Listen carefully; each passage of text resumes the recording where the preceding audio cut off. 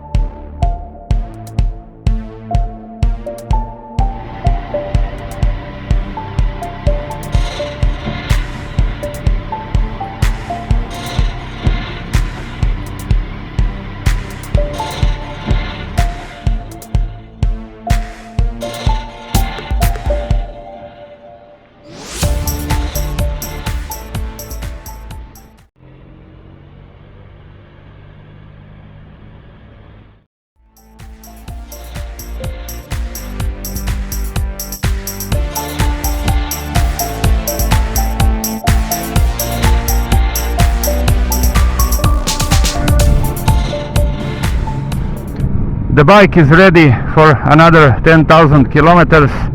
Everything went just fine, so no problems with the bike, and I am a happy owner, I have to say it.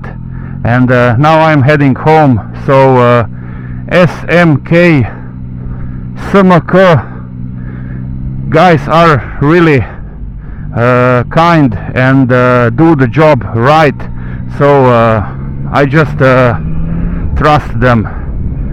Thanks for watching, guys. This was my second service video. I hope that you enjoyed. I hope that you had fun. Please do me a favor and subscribe, and till the next one.